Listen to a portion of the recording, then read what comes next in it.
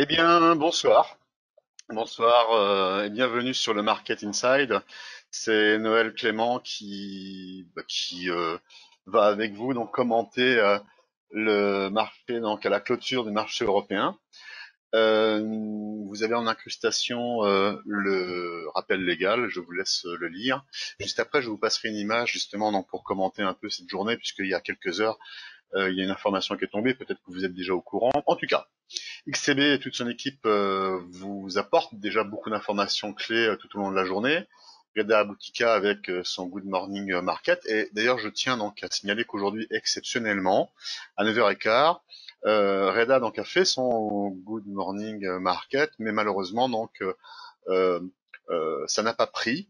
Et donc voilà, donc c'est ce qui se passe en confinement. Généralement, j'irai dans la demi-heure, dans l'heure au pire. Eh bien, tout rentre dans l'ordre. Mais c'est vrai que là, donc, ça n'a pas pu être fait. C'est d'ailleurs pour cela donc qu'il n'y a pas eu de Good Morning Market et il en est absolument désolé. Et on en a parlé. Ça pourra très bien m'arriver aussi un jour sur le Market Inside. En tout cas, voilà, c'est exceptionnel. Et aussi donc les informations qui vous sont délivrées sont faites également sur le live trading qui est lui à 15h15 tous les jours. Donc aujourd'hui, j'ai pu le faire, donc comme toute la semaine, puisque Reda lui-même était pris par ailleurs. Et puis donc là ce soir avec le Market Inside, donc après 18h30. Donc nous sommes aujourd'hui vendredi 24 avril. Et je vais donc tout de suite passer justement sur cette fameuse information que je voulais vous donner. Alors, euh, ce vendredi 24 avril, donc nous nous retrouverons donc lundi prochain. Et donc nous parlerons aujourd'hui, comme c'était prévu, du DAX, hein, du cacao, puisqu'il me semblait qu'il y avait donc une formation intéressante, et sur le vol X, qui est donc l'indice de volatilité, donc le VIX, tout le monde connaît, l'indice de la peur, the Fear Factor Index. Et donc on va essayer de faire une approche dessus pour en parler. C'est peut-être le moment d'ailleurs de voir donc justement dans quel état se trouve le VIX.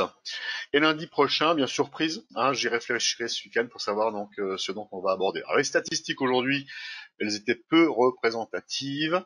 Il y a bien eu donc l'indice du Michigan qui était meilleur que prévu. Le pétrole, lui, s'est énormément assagi.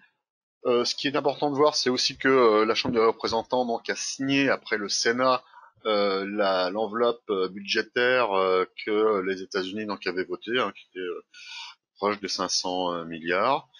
Et bon, ça a soutenu le marché relativement. En tout cas, donc les nouvelles étaient depuis quelques jours relativement mauvaises. Il faut bien se rendre compte que l'IFO, qui était l'une des informations de ce matin, sont ressorties également donc très mauvaises. Elles ont d'ailleurs inscrit un creux record au niveau de l'indice IFO. Mais bon, on a vu que le marché donc n'a pas plongé, même s'il a baissé. Alors le CAC d'ailleurs, il a clôturé donc à 4393,32 en baisse de 1,3%. Le DAX, lui, clôture à 10 331, tout rond, en baisse de 1,74%. Bon, dans ce contexte-là, on a connu des séances à moins 10, plus 10, donc voilà, 1,5. On a eu d'ailleurs 4 cette semaine sur le CAC, après on a repris, mais voilà, j'aurais pas envie de dire que c'est le lot quotidien, mais il n'y a pas vraiment de quoi s'alarmer. Si en tout cas on devait s'alarmer, c'est pas donc avec des chiffres comme ceci. Donc oui, il y a eu. Alors j'ai recoupé cette information-là, donc elle a été reprise par Le Progrès, par France Info, par plusieurs sites. Donc c'est une véritable information. Il y a apparemment donc à Harbin une souche en Chine, donc West France aussi l'a repris, une nouvelle ops. Bref, donc comme quoi donc c'est un germe, c'est un virus, une souche qui est nouvelle, qui apparemment est plus difficile à combattre. Donc ça veut dire quoi? Si je vous montre ça, c'est simplement pas pour le plaisir d'apporter une mauvaise nouvelle. L'idée c'est que justement lorsque on regarde le marché, il y a donc une partie technique et il y a une partie fondamentale. Et j'ai toujours essayé de faire en sorte de faire cohabiter les deux points de vue. Et Dieu sait si c'est bien compliqué parfois. Donc de faire se rencontrer donc des personnes fondamentalistes et des personnes qui sont exclusivement techniques. Généralement, elles ne se parlent pas ou elles se comprennent pas. Pourtant, c'est important de pouvoir donc fusionner donc les deux éléments parce que si on voit un marché qui, par exemple, donc pour certains donc est vu en V, avec de telles nouvelles, on sait très bien que ça va pas se solutionner donc comme cela et qu'il y aura donc des résurgences, des rebonds, des mauvaises nouvelles, comme là encore hier avec Gilead et son vaccin qui a échoué sur la phase 1. Mais il y a quand même d'autres laboratoires comme Pasteur, qui en a deux, lui, qui est sous le coude, en train donc de se... Bon, il y a beaucoup de laboratoires qui travaillent dessus, donc forcément on va avoir à nouveau des bonnes nouvelles ou des nouveaux bons espoirs, ce qui fait que ça va soutenir encore le marché d'une certaine manière.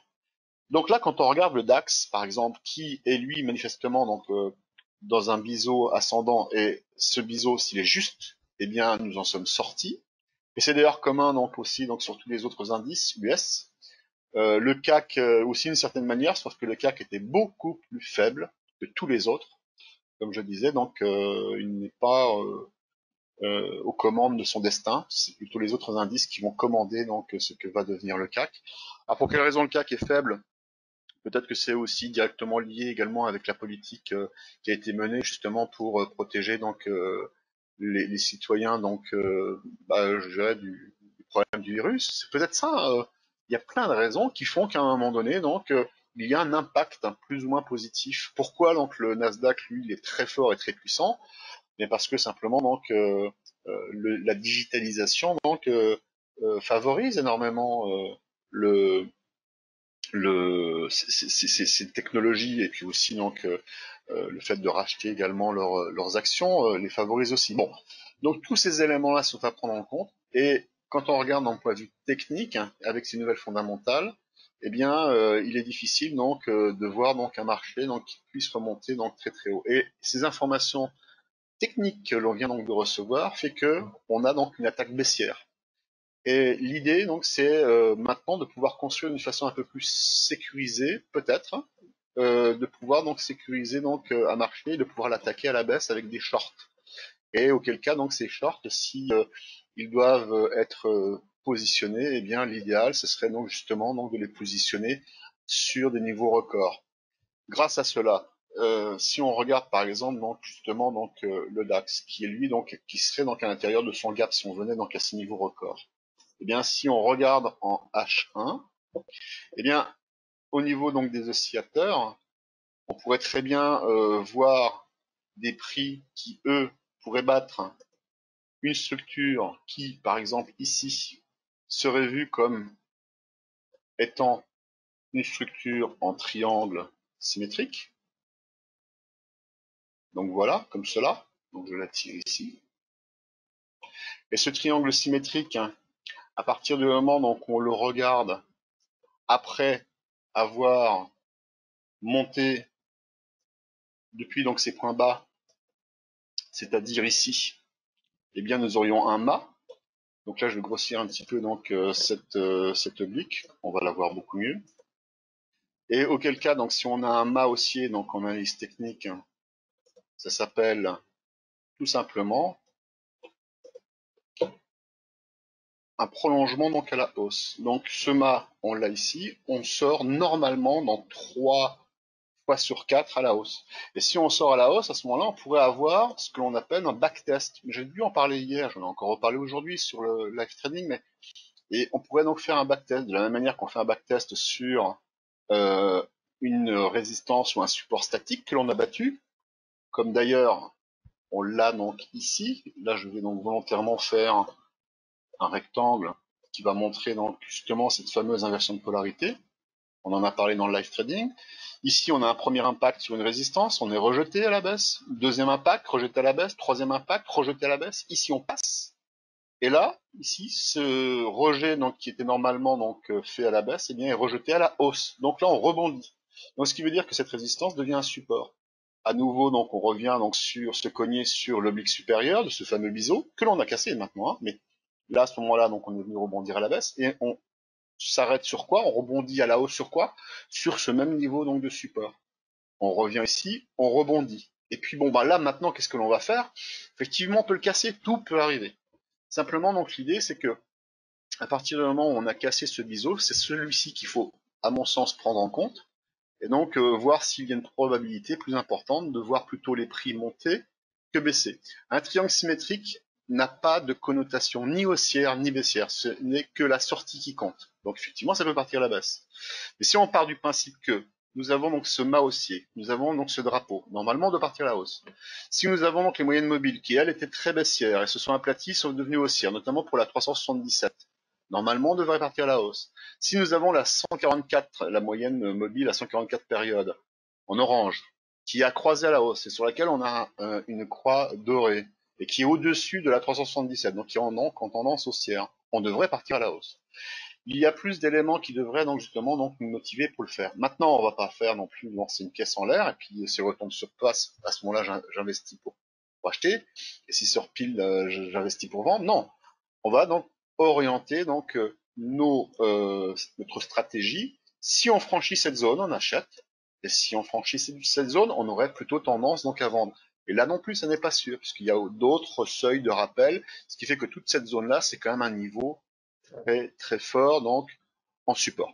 Et si on marie également donc les très mauvaises nouvelles, on en a parlé encore une fois dans le live training avec les clients XTB, eh bien un marché avec toutes ces mauvaises nouvelles, il a encore quand même, pour regarder donc le DAX, entre 10 008 et 10 003 quoi. Je dirais, on a très très peu perdu avec des mauvaises nouvelles, mais vraiment tous les jours. Donc, le marché est fort. Donc, ça veut dire qu'il manquerait donc une toute petite bonne nouvelle qui permettrait donc peut-être de franchir à la hausse. Donc, l'idéal serait bien sûr que ce week-end il y ait quelque chose pour pouvoir faire un gap. Et auquel cas, donc, si on passe avec un gap, bien sûr, l'idée ce sera pas donc de passer donc haussier pérenne, mais à ce moment-là donc de trouver donc des stratégies et peut-être déjà donc de commencer à cibler donc des niveaux de vente. Donc, peut-être que ça serait donc justement dans ce niveau donc de gap.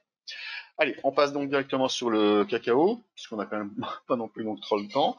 Le cacao, donc ce qui était intéressant, là vous l'avez en daily, donc en données quotidiennes, et l'idée donc de voir ici sur cette partie ici, c'est un gap, hein, vous l'avez donc en rouge entouré de noir, hein, c'est mon code couleur.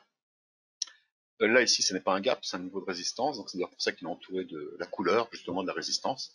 Eh bien, vous avez sur ce cacao, et dont on sait hein, que le cacao donc demande énormément de travail manuel, et donc forcément, c'est ce qui imprime normalement donc le rapport du prix vendu, du cours, avec le fait que justement donc il y a besoin donc de, de valeur ajoutée donc et puis également donc vis-à-vis du fait que on en avait parlé, les États-Unis donc avaient refusé d'importer donc du cacao de Côte d'Ivoire, en tout cas d'Afrique, parce que donc il y avait des enfants qui étaient majoritairement utilisés pour récolter le cacao et je tire mon chapeau donc aux États-Unis puisque ça correspond vraiment donc avec ce que l'on aime d'un pays qui n'est pas donc axé simplement sur du profit mais également sur le bien d'autrui et notamment des enfants de ne pas les faire travailler. Donc ils ont refusé ces importations, ce qui fait que mécaniquement normalement ça doit être plutôt entre guillemets inflationniste. Et donc au niveau technique, eh bien cette structure que l'on a ici en tasse et ici que l'on a en anse fait que normalement, au-delà donc de ce niveau, et là ça serait un niveau donc vraiment idéal pour acheter, c'est si on venait donc franchir, eh bien on va dire entre 2445 et 2400. Bon, l'idéal c'est 2425. Parce que si on vient donc à franchir ici, eh bien, toujours avec donc l'analyse technique pour le coup, maintenant, eh bien, nous aurions donc les bandes Bollinger, notamment la bande Bollinger supérieure qui viendrait donc à diverger, à partir vers le haut. Donc là, je la noircis volontairement. Pour l'instant, elles sont parallèles, donc elles partiraient vers le haut. La bande Bollinger inférieure partirait vers le bas, ce qui produirait donc une bulle, donc, hein, partirait vers le bas comme ça, partirait vers le haut comme ceci. Et donc, on aurait une bulle Bollinger et qui pourrait se transformer comme ce que l'on avait ici, donc en toboggan. Là, on pourrait avoir quelque chose en ascenseur. On aurait donc les bandes Bollinger qui monteraient ici. Vous voyez, comme ça. La bande supérieure et la bande inférieure qui monteraient comme ceci. Donc le premier objectif qu'on pourrait avoir, donc, qui serait donc la projection de cette anse, et on pourrait avoir voilà un objectif maximum hein, qui serait à 2643. Maintenant, si on voulait donc être moyennement optimiste, mais quand même faire du bénéfice, eh bien, on pourrait donc déjà viser 2472 et 2520, ce qui serait déjà donc déjà très bien. Voilà donc pour l'idée. On va terminer sur, eh bien justement, le VIX. Je change d'écran. Alors ici, on va faire un travail ensemble puisque le graphique est relativement nu. Vous reconnaissez donc les moyennes mobiles en violet donc à 55 périodes, en moyenne mobile exponentielle, en orange à 144 périodes, en marron à 377, et toute cette croissance haussière, puisqu'on l'a en délit, eh bien, c'est tout simplement la crise du coronavirus. Si on recule, on se rend compte de l'écart que l'on a entre justement ce que l'on a pu avoir avec la crise grecque, par exemple, hein, cette période-là. Ici, hein, c'était la crise du yuan, hein, puisqu'on a eu une dévaluation incroyable, donc c'était en tout début d'année 2018, fin d'année 2017. Oui, c'est ça. Et puis ici, donc, on a également donc une autre partie qui était donc très. Bah, il y en a eu d'autres, hein, il y en a eu tout le temps. Donc c'était en 2018, c'était ici, voilà. Eh bien, c'était donc au moment où Jay Powell a changé d'avis parce que donc il resserrait donc son budget, enfin en tout cas donc on arrêtait donc le QE, on remontait les taux d'intérêt et à cet endroit-là, il a décidé de changer son fusil d'épaule, d'arrêter de remonter les taux et donc du coup immanquablement donc le VIX s'est mis à chuter. Donc quand un VIX forcément monte comme ici, c'est contrarien, on a donc les indices eux qui baissent d'une façon draconienne. Donc on va revenir là où on était, et je vais vite terminer, pour ne pas que ça dure non plus trop longtemps. En délice, ce que l'on peut voir, encore une fois en structure, on peut déjà donc dessiner quelque chose comme ça, qui est un biseau descendant, et comme maintenant vous commencez un petit peu à le savoir, un biseau descendant est à connotation haussière. Très bien, on est monté, on est passé à la hausse. Là pour l'instant je fais un travail de journaliste, ça n'apporte rien, on est d'accord. Bon, ce qui est intéressant quand même, c'est que également on revient un petit peu à l'idée de tout à l'heure, hein. On a un mât haussier, on a un mât, on a un drapeau, on sort par le haut.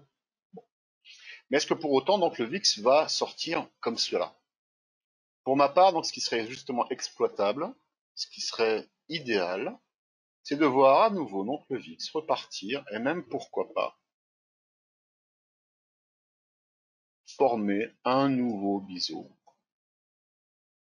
comme ceci et pourquoi pas aller chercher un point plus bas que celui-là ici. Alors pourquoi? Eh bien déjà parce que donc nous aurions donc quelque chose donc de plus facilement tradable qui serait donc à ce moment-là donc une pente baissière et là pour le coup je vais le mettre en trait plein ici et qui serait donc en divergence avec ces oscillateurs. Alors on n'en a pas encore parlé de ces oscillateurs là parce qu'ils sont pas vraiment exploitables pour l'instant en délit en tout cas, mais on aurait aussi un double creux puisque ici on aurait donc un premier creux ici, donc de ce biseau on aurait un premier creux là. On rebondit, on aura un deuxième creux ici. Ce qui veut dire que, par voie de conséquence, on aurait donc une ligne de coup ici. Mais on n'y est pas, évidemment. On n'y est pas. Eh bien, à cet endroit-là, si on arrive donc à côté, et là pour le coup, je vais terminer donc par la vue en ourlis, et là je recule pour faire une construction, je l'espère, efficace. Voilà. Mon biseau, je vais plutôt le repositionner comme ceci, la partie supérieure. La partie inférieure, je vais plutôt la positionner comme cela. Je vais plutôt donc l'envoyer un peu plus basse que ceci. Et je l'envoie dans mon rond. Et donc, pour retrouver donc ma divergence, eh bien, je vais enlever l'ajustement automatique et je remonte. Et si ça fonctionne, pour le coup, on pourra donc à ce moment-là donc monter des stratégies. Je vais le mettre en noir peut-être parce qu'en rouge, un peu problématique pour dessiner tout ça. Je vais mettre en noir. Je vais grossir le trait. Et donc ça pourra me permettre donc de faire des stratégies donc baissières sur les indices, haussières sur le VIX, puisque là à ce moment-là donc nous pourrions avoir avec une bonne probabilité de réussite des prix ici qui baissent, avec ici sur le DI-, eh bien un DI- qui viendrait donc lui à monter. Et puis également au niveau donc du MACD, eh bien MACD avec un point bas ici, qui viendrait donc au contraire donc à monter, il aurait plutôt tendance à monter, avec des prix eux qui auraient tendance plutôt à baisser. Voilà donc ce que je prévois.